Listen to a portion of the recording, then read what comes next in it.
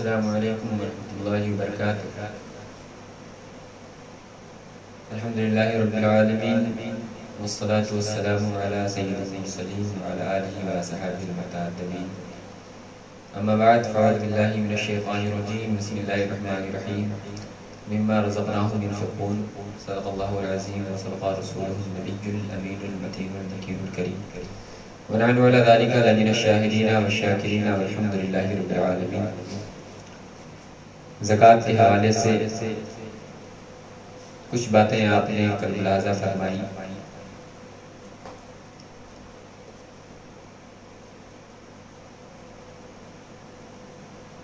زکوٰۃ ادا کرنا جن حضرات پر واجب ہے ان کے بارے میں آپ حضرات کو بتایا گیا ہے۔ اب وہ کیسے مال ہیں جن پر زکوٰۃ ادا کرنا واجب ہے، وہ کون سی چیزیں ہیں جن کی زکوٰۃ ادا کرنا واجب نہیں ہے، اس کے حوالے سے چند باتیں آپ حضرات ملاحظہ فرماتے چلیں۔ سونا اور چاندی ان پر زکوٰۃ واجب ہے، خواہ وہ زیورات کی شکل میں ہو یا یوں ہی ہے۔ اگر آپ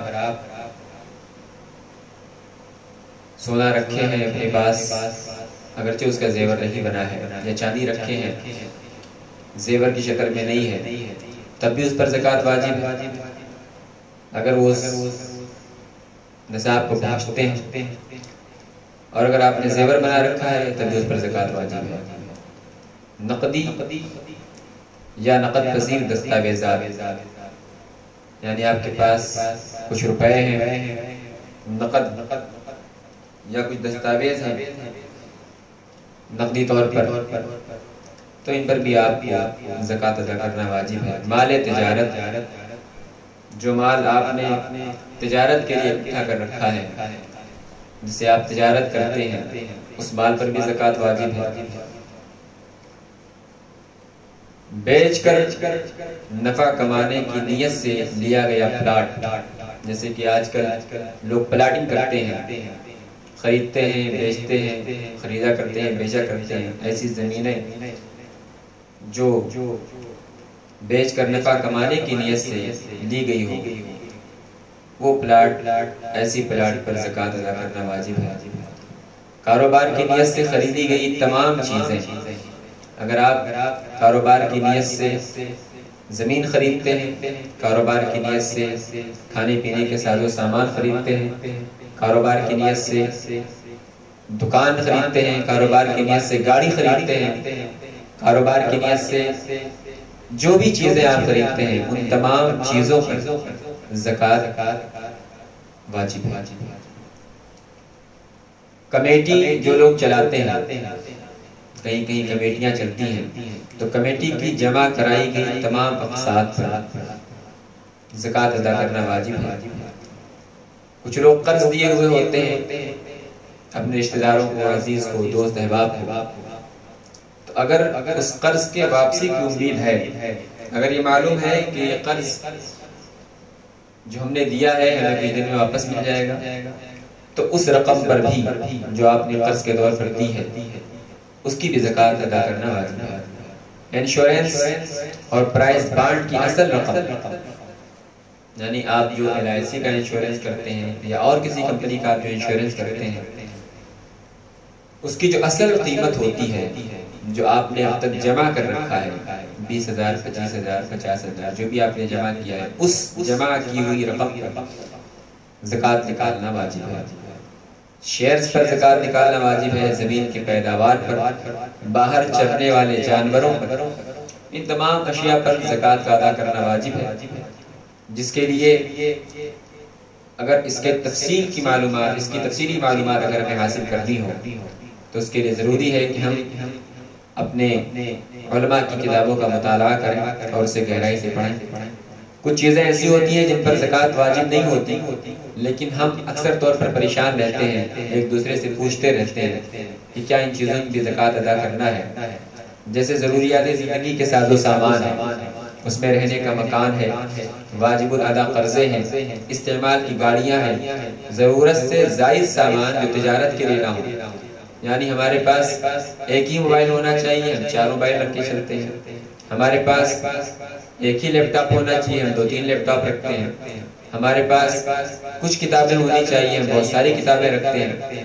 ہمارے پاس کچھ کپڑے ہونے چاہیے، ہم بہت سارے کپڑے رکھتے ہیں. لیکن اس سے ہمارا مقصد تجارت کرنا نہیں ہے. ہم موبائل رکھتے ہیں، ہم کاپی رکھتے ہیں، ہم قلم رکھتے ہیں، ہم فون رکھتے ہیں، یا ہم اور ضروریات کے سامان رکھتے ہیں، تو اس سے ہمارا مقصد تجارت کرنا نہیں ہے، بلکہ انہیں ہمیں اپنے پاس رکھنا ہے اور اس کے ذریعہ ہمیں اپنی ضروریات پوری کرنی ہے.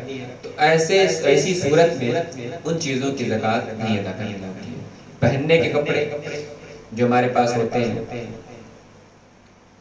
یا ملازمین کی تنخواہیں، جیسے کہ ہمارے گھر میں کچھ ملازمین ہیں، یا ہم کچھ فیکٹری چلا رہے ہیں، اس فیکٹری میں کچھ ملازمین ہیں، سال بھر ان کی تنخواہ ہمیں ادا کرنی ہے. ان کی تنخواہ چھوڑ کر جو رقم ہمارے پاس ہوتی ہے اس رقم پر زکوٰۃ ادا کرنا واجب ہے. ان کی تنخواہیں جو بن رہی ہیں ہر مہینے کی، اس تنخواہ پر زکوٰۃ ادا نہیں کی جائے گی. اب ہم جو سامان اپنے پاس رکھتے ہیں، یا ہم گاڑیاں چلاتے ہیں کرائے پر، ان کے حوالے سے کتابوں میں آتا ہے کہ کرائے پر چلانے والی گاڑیوں پر زکوٰۃ نہیں.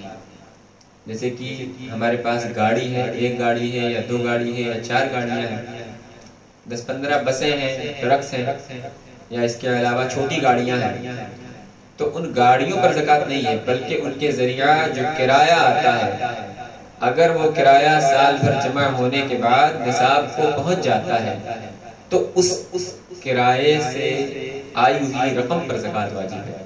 یعنی ہمارے پاس کچھ گاڑیاں ہیں جنہیں ہم چلواتے ہیں اور ان سے ہمیں پیسہ ملتا ہے روزانہ 1000 2000 10,000 5000، لیکن اگر ہمارا سارا پیسہ خرچ ہو جاتا ہے، بچتا ہی نہیں ہے کچھ، تو ظاہر سی بات ہے کہ سال بھر پورا ہونے کے بعد ہمارے پاس اتنی رقم ہی موجود نہیں ہوتی کہ ہم نصاب تک پہنچ سکیں یا ہماری رقم نصاب تک پہنچ سکے.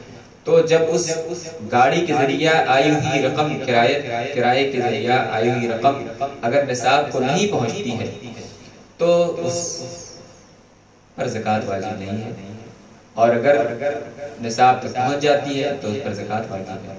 بلا تشبیہ و تمثیل اسی طرح جو مکانات ہوتے ہیں، ہمارے دکانیں ہوتی ہیں ہمارے پاس، اگر ہم نے اسے کرائے پر دے رکھا ہے اور اس کے ذریعہ جو رقم آتی ہے، اگر وہ رقم نصاب کو پہنچتی ہے تبھی اس پر زکوٰۃ واجب ہے. اگر وہ رقم نصاب کو نہیں پہنچتی تو اس پر زکوٰۃ واجب نہیں ہے.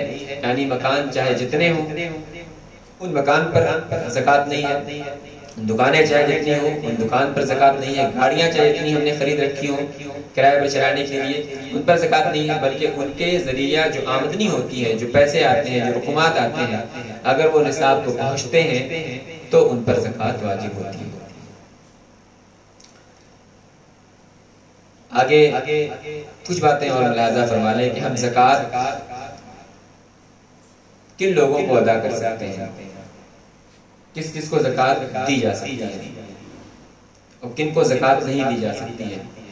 ماں باپ کو زکوٰۃ نہیں دی جا سکتی، اولاد کو زکوٰۃ نہیں دی جا سکتی. اسی طرح میاں بیوی کو زکوٰۃ، بیوی میاں کو زکوٰۃ نہیں دے سکتے. اس کے علاوہ سب مستحق مسلمانوں کو زکوٰۃ دی جا سکتی ہے. والدین، اولاد اور بیوی پر اصل مال خرچ کریں، زکوٰۃ نہیں. ماں باپ میں دادا دادی، نانا نانی، اولاد میں پوتے پوتیاں، نواسے نواسیاں، یہ سب شامل ہیں. جس طرح شادی کے حوالے سے کچھ باتیں کہی جاتی ہیں جو قرآن شریف میں جس کا ذکر آیا ہے، اسی طرح زکوٰۃ کے حوالے سے بھی کچھ باتیں کی جاتی ہیں کہ اگر ہمارے باپ ہیں یا ہماری ماں ہے یا ہمارے دادا ہیں، ہمارے دادی ہیں، ہمارے نانا ہیں، ہماری نانی ہیں، یا ہمارے پوتے پوتیاں ہیں، یا ہمارے بھتیجے ہیں، ہماری بیٹیاں ہیں، یا ہمارے بیٹے ہیں، یا ہماری نواسیاں ہیں، یا ہمارے نواسے ہیں، تو ان کو بھی ہم زکوٰۃ کی قیمت نہیں دے سکتے. زکوٰۃ کے مستحق لوگ مساکین ہیں، جو لوگ حاجت مند ہیں، غریب ہیں، جو لوگ قرضدار ہیں، مقروض حضرات ہیں، نو مسلم جو غریب ہو، وہ بندہ جو بھی نیا مسلم ہوا ہو اور غریب ہو، یا جو انسان قیدی ہو، یا مجاہدین ہیں، یا مسافر ہیں جن کے پاس فی الحال نصاب نہ ہو، ان سب حضرات کو ہم زکوٰۃ کی قیمت ادا کر سکتے ہیں۔ اور اگر ان میں سے کوئی بھی نہیں ہمیں ملتا ہے تو ہمارے مدارس اسلامیہ ہیں جہاں پر غریب نادار طلبہ پڑھتے ہیں، جہاں پر ضرورت مند طلبہ پڑھتے ہیں، جن کی ضرورتیں پوری کی جاتی ہیں، کھانا دے کر، کپڑے دے کر، کتابیں دے کر۔ ایسے مدارس عربیہ میں آپ مدارس اہل سنت والجماعت میں اپنے زکوٰۃ کی قیمت ادا کر سکتے ہیں۔ کسی پر مذہب کو، کسی فرقہ باطلہ سے تعلق رکھنے والے کو آپ زکوٰۃ نہیں ادا کر سکتے۔ اگر آپ انہیں زکوٰۃ کی قیمت دیتے ہیں تو آپ کی زکوٰۃ ادا نہیں ہوتی ہے۔ لہٰذا اس بات کا خاص خیال رکھیں کہ اپنے زکوٰۃ کی قیمت مدارس عربیہ اہل سنت کو دیں یا ضرورت مند اور حاجت مند میں ان حضرات کو دیں جو اہل سنت والجماعت سے تعلق رکھنے والے ہوں، جو فرقہ باطلہ کے ماننے والے نہ ہوں، جن کا مسلک امام اعظم ابو حنیفہ رحمۃ اللہ تعالیٰ علیہ کا ہو، جن کا مشرب اعلیٰ حضرت امام اہل سنت رضی اللہ تعالیٰ عنہ کا ہو، جو رسول کائنات صلی اللہ تعالیٰ علیہ وسلم پر عقیدہ اور اعتقاد رکھنے والے ہوں۔ اپنے زکوٰۃ کے مال بھی انہیں حضرات کو آپ ادا کرنے کی کوشش کریں تاکہ آپ کے زکوٰۃ کی قیمت اور آپ کے زکوٰۃ کا مال صحیح جگہوں پر لگے۔ اللہ تبارک و تعالی ہم تمام مومنین کو زکوٰۃ ادا کرنے کی توفیق عطا فرمائے اور صحیح معنوں میں زکوٰۃ کے مسائل سمجھنے کے، زکوٰۃ کے طریقوں پر عمل کرنے کی توفیق رفیق عطا فرمائے۔ السلام علیکم ورحمۃ اللہ۔